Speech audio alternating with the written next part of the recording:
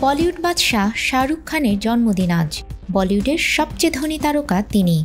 একসময় মনে প্রাণে চেয়েছিলেন মুম্বাই তথা সারা ভারতে রাজত্ব করতে। আজ সারা দুনিয়া তার হাতের মুঠোয়। 1965 সালে আজকের দিনেই দিল্লির এক মধ্যবিত্ত পরিবারে জন্ম হয়েছিল শাহরুখের। আজ তার বয়স হলো 60। জীবনের 30 বছরের বেশি সময় তিনি সিনেমাতেই উৎসর্গ করেছেন।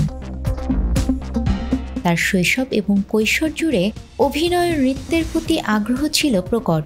দিল্লির ফৌজি এবং সার্কাস নামের টেলিভিশন ধারাবাহিকে অভিনয় দিয়ে শুরু করেন তিনি। 1992 সালে দিওয়ানা ছবির হাত ধরে শুরু হয় স্বপ্নের যাত্রাপথ। প্রথম সিনেমাতেই ঝুলিতে পড়েছিলেন ফিল্মফেয়ার পুরস্কার। 1995 সালে দিলওয়ালে দুলহানিয়া লে জায়েঙ্গে সিনেমার হাত ধরে বলিউডের ইতিহাসে প্রেমের এক নতুন উপাখ্যান লিখেছিলেন শাহরুখ। একে একে বাজিগর, ডর, কুছ কুছ হোতা হ্যায়, দিল তো পাগল হ্যায়, দেবদাস ছবিগুলো তাকে কিং অব রোমান্স হিসেবে প্রতিষ্ঠিত করেছে। তবে শুধু রোমান্সেই থেমে থাকেননি। স্বদেশ, জাগ দে ইন্ডিয়া ছবিগুলোতেও তিনি সামাজিক ও দেশাত্মবোধক চরিত্রে দর্শকদের মন ছুঁয়ে গেছেন।